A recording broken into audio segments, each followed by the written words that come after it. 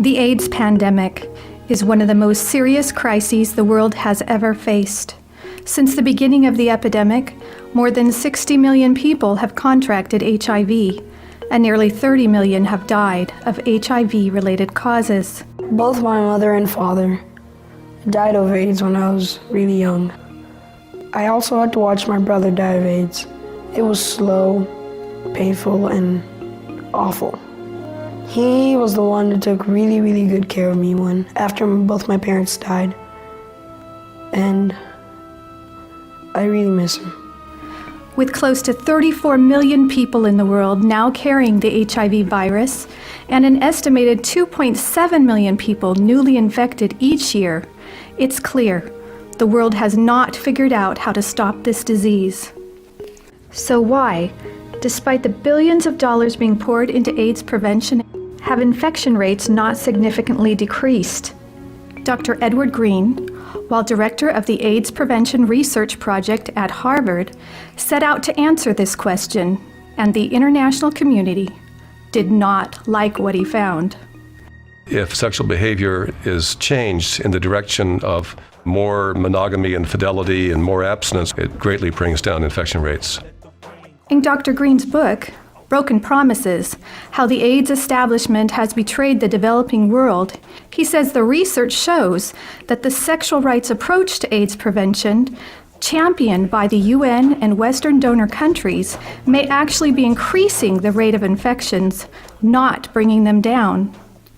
And if he is right, millions have died unnecessarily. When I was a young girl living in Mozambique, a documentary was made about my brothers and I because both of our parents died of AIDS. Meu pai morreu em 2001. Passando algum tempo, 2002, morreu minha mãe. Nós ficamos órfãos, nem mãe nem pai, ficamos sozinhos. Passamos por um momento muito difícil, ficamos só sozinhos em casa. Éramos só crianças e vivemos sem pai nem mãe. Ficávamos muito tristes, ficávamos humilhados, né? Por ver outros com mãe, nós sem pai, pá. É tristeza para nós, né? Many of the people who got involved in AIDS prevention initially in the U.S. were gay men themselves or were working in that community, and it almost sort of grew out of the gay rights movement. Most Africans have conservative attitudes towards sex. My own personal attitude happens to be more the liberal one. Most of the people who work in AIDS prevention adhere to a liberal attitude towards sexual behavior. When we're talking about vulnerable populations, we're talking about, among others, gay men, injecting drug users, and MSM.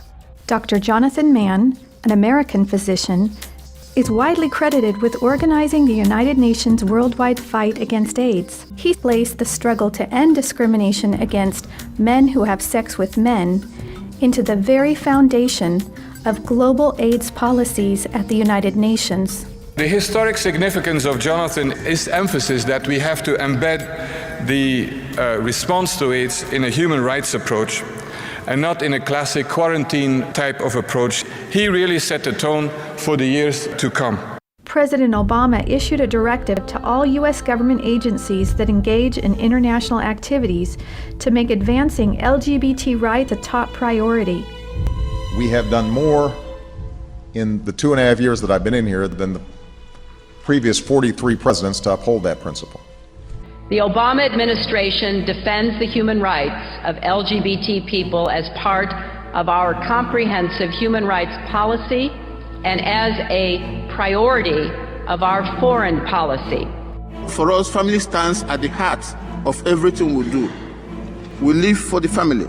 Gay rights are human rights, and human rights are gay rights. We do not want any discrimination against anybody under any condition, whether sexual or otherwise.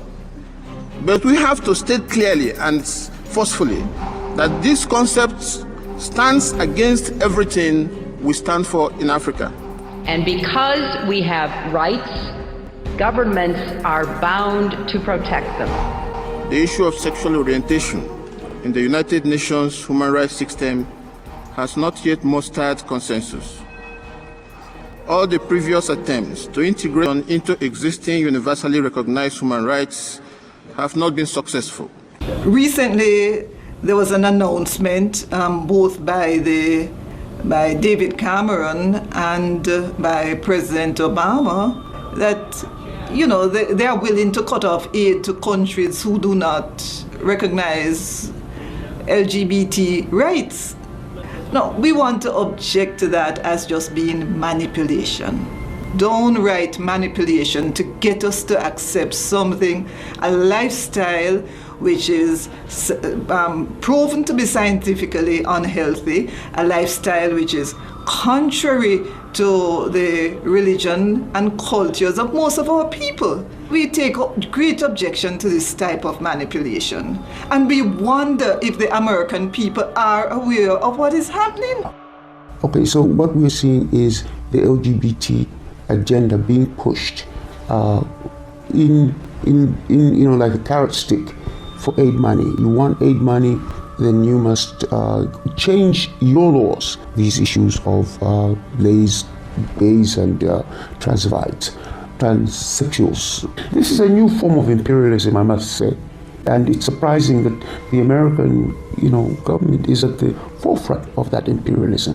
What is amazing is that these countries that are harassing us, smaller countries, in these countries, the rate of HIV/AIDS among the homosexual groups there, typified as MSMs, that rate is increasing, and not only so, it is said to be out of control. This is recorded in the scientific journals. The U.S. Center for Disease Control openly admits that although men having sex with men represent only 2% of the U.S. population, they account for approximately 60% of all new HIV infections and are 44 times more likely to be infected with HIV. And finally, they admit that men who have sex with men are, quote, the only risk group in which new HIV infections have been increasing steadily since the early 1990s. Why then would they want us to accept this type of lifestyle as being a healthy and wholesome lifestyle? One has to seriously question the intentions of President Obama and the other presidents across the world. People are saying because we have criminalized the LGBT activities, we do not have good governance. What is governance? In the United States, the states that allow same-sex marriages, and there are other states that don't allow same-sex marriages. That's democracy. People have chosen. The people in those particular states have determined, and the majority have spoken. It's deception. There's no human rights based on behavior.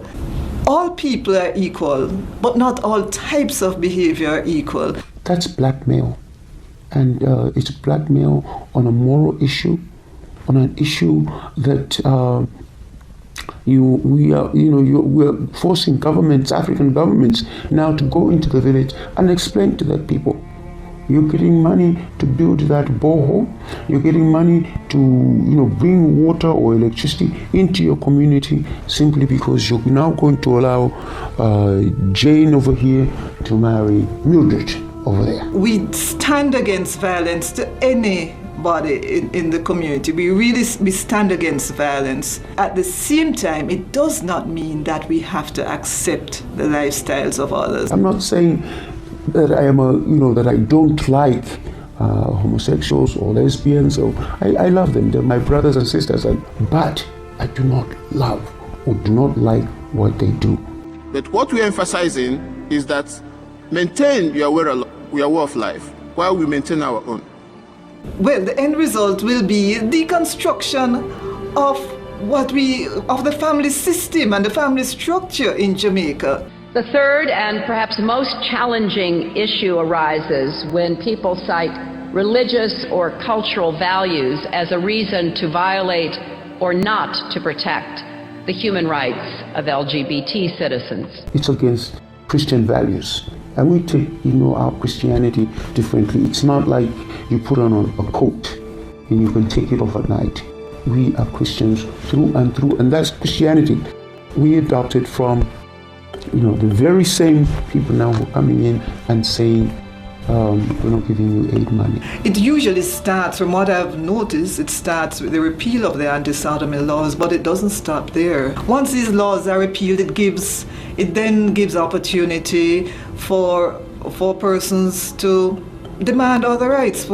They get to the point where they demand marriage or civil unions. Then it gets to the point where churches, there is a demand for these unions to be solemnized in churches. It gets into the educational system. It gets to the point of where criticism of the lifestyle then becomes an offense, and people are fined for this type of thing. And to come in and to say we must change our laws, it's actually to come in and say what we told you about Christianity, what we told you about Islam is not true. Then the Bible maybe has to be changed in this case, because it's in the Bible, and we were told it's in the Bible. There's no witchcraft. You shouldn't have more than one wife. You shouldn't do this. You shouldn't do that. And homosexuality is wrong. Lesbianism is wrong. A man should not be dressed like a woman. Now to come in and say we have to change. What platform really are we on to say that we must change? Once you say anything remotely critical of the lifestyle in these countries, there is a problem. And so I'm concerned for my own country, which is a highly religious country. I'm concerned about the impact that this could have on freedom of speech. I believe countries have got a right to protect themselves, to protect their citizens from these influences that are not of Africa, that are not of our communities. I was shocked to realize that some months ago in Pakistan, the US ambassador there announced a gay party, a party for all local homosexuals. I felt that was an affront to the Pakistani people. And I just wondered how insensitive could one get, Isn't that just a total disregard of the culture of a people? In 2011, the UN Special Rapporteur on the Right to Education issued a report to the UN. This report claimed that children have a right to comprehensive sexuality education that, among other things, will abolish guilt feelings about eroticism, include homosexual education, and make students aware of their sexual rights, such as the right to sexual pleasure. It's about starting when we're with children about the expectation of roles, and we need to start there. My brother Luigi and I had an opportunity to go to the United Nations and give a speech on the UN floor. First, my brother explained about how we became orphans when both of our parents died of AIDS. We were able to go in closed United Nations negotiations where we saw developed countries trying to force the African countries to accept comprehensive sexuality education. This kind of education tells youth they can have fun and have sex and just use condom. This kind of message was a death sentence to not only both of my parents, but also my brother Rogerio. I went to the United Nations with my brother and sister. It was called the high-level meetings on AIDS. So much talking, when all they had to say was, don't have sex outside marriage. That would save hours and hours and hours of work. Then it was my turn to speak. I told them how Planned Parenthood was passing out a booklet for HIV-positive youth at the United Nations called Healthy, Happy, and Hot. Can you imagine? This is for the kids who have AIDS. The booklet says its purpose, and I quote, to support your sexual pleasure. It tells youth they can have sex in different ways. It teaches about sexual pleasure through masturbation, with same-sex partners, and even if you are drunk. The first time I came to the United Nations was around 1999. And I remember very clearly I had made some speeches at the United Nations, and I had no idea that when I was calling for comprehensive sexuality education, that it was about pushing the sexual rights movement. In his speech to the International AIDS Conference in August of 2008, UN Secretary General Ban Ki-moon called for the decriminalization and destigmatization of homosexual sex. However, there is no evidence that destigmatizing or decriminalizing the sexual behavior of high-risk groups decreases HIV/AIDS rates. My brother Luis was also invited to speak at the UN about AIDS orphan, but then he found out that the African group was being pressured to endorse a document pushed by UNAIDS called Guidelines on HIV/AIDS and Human Rights. Do you know what the guidelines say we have to do to stop AIDS? They say you have to legalize same-sex marriage and graphic sexuality education for kids and legalize prostitution. My brother showed the delegates what the guidelines really say, and they removed it this time. But the rich countries keep pushing to endorse this in other documents. UNAIDS published and circulated an email which was false and malicious about me, because they felt that they needed to have in the document language relating to men who have sex with men and sex workers. As a result of the pressure that UNAIDS put to bear in this email, CARICOM's negotiating position was changed, and I was advised that my contract would not be renewed. They actually said that for us to combat HIV and AIDS, we needed to legalize prostitution, legalize homosexuality. It is an affront to the principles of the UN Charter. A UN agency should not be allowed to overstep its bounds in such a manner. We are so arrogant, we Western technical experts. So here's this great model in Uganda. The Western experts show up, they know what's best affecting gay men and drug users, and they go to Africa, maybe with no experience in Africa, and tell them what to do, and they don't listen, and they don't notice what's going on around them. Because there is a great divide between the developed countries and the developing nations. Many of us are still not even food secure, you know? We can barely feed ourselves. The poverty rate is sky high. You tell me how funding to educate people on men having sex with men, you know, or the lesbian agenda is going to be beneficial to my people. It's not. Uganda has received international acclaim for its fight against HIV/AIDS, and the fact that this came from the highest political level through our president, His Excellency Yoweri Museveni.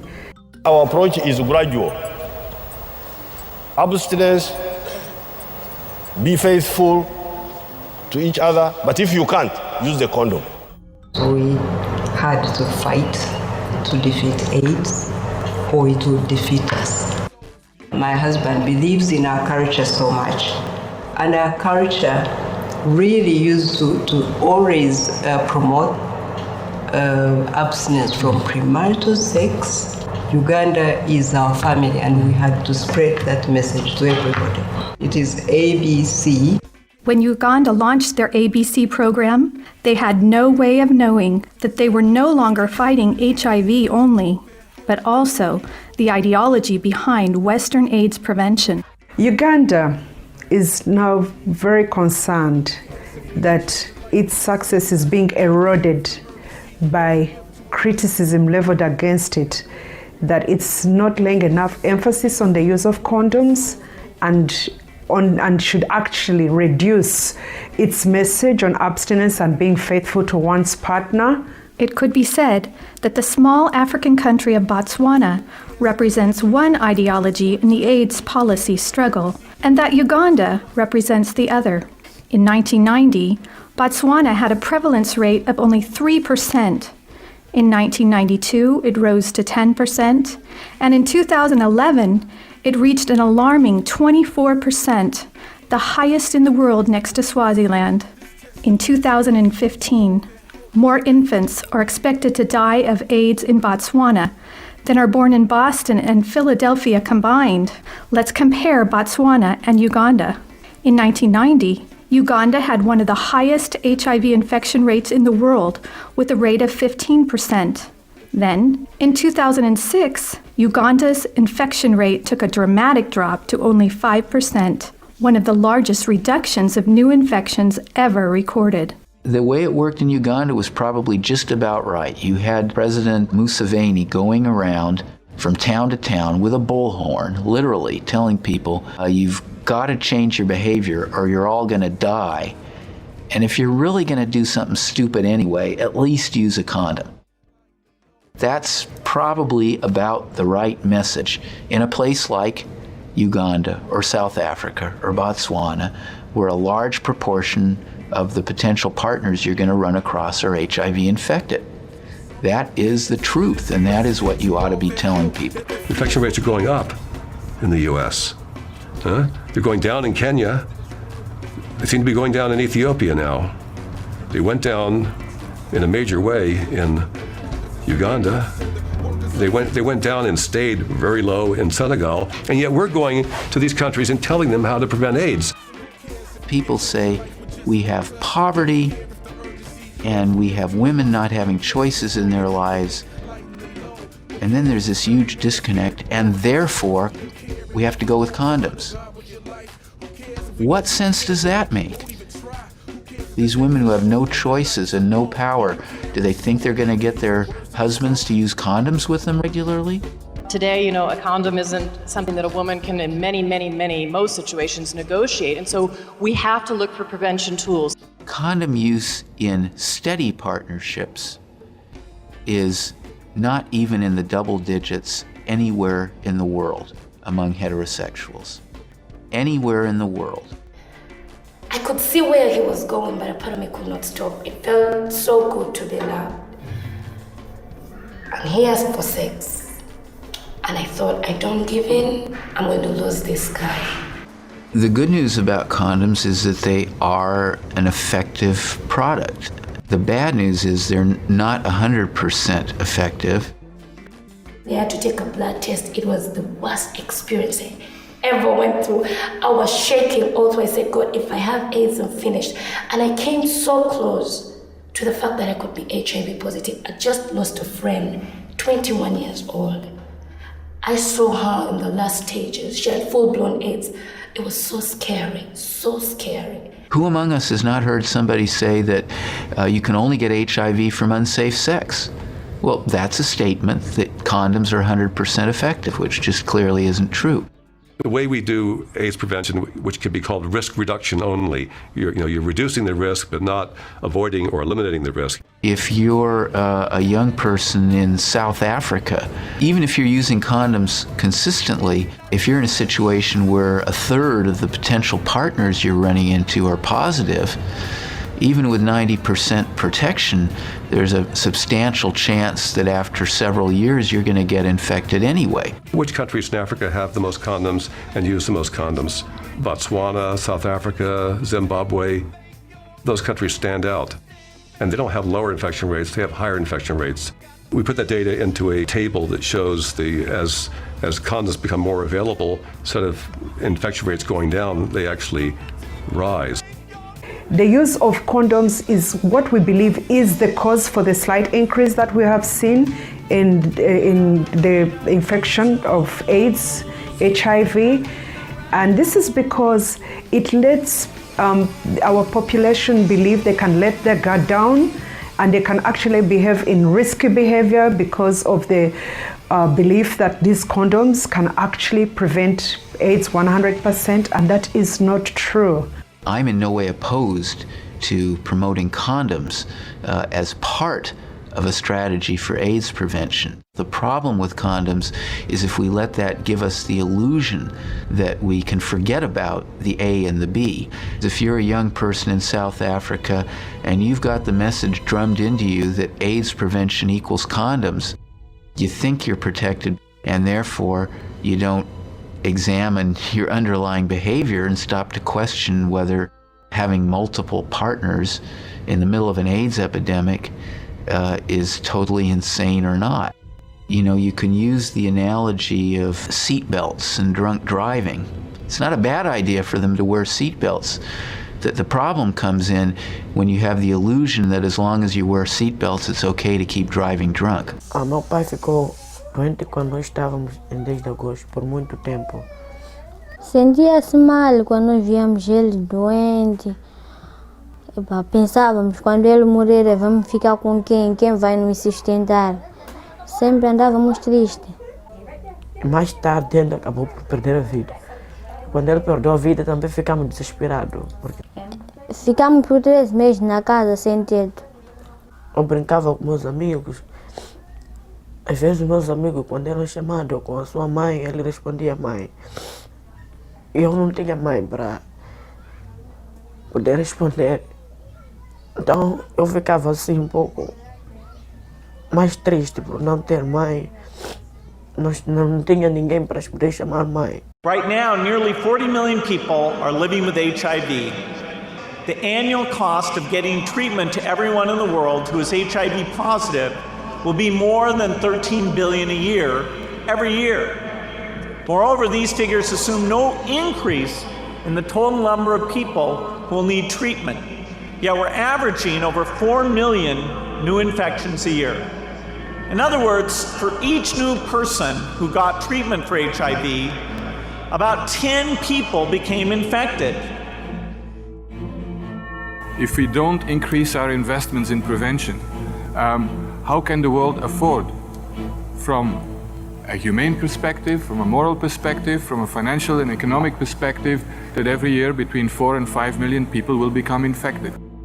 The cost of promoting the ABC program the way Uganda did it in the early years, when they broke the back of what was then the world's worst epidemic and turned that epidemic around, it was less than 50 cents per person per year.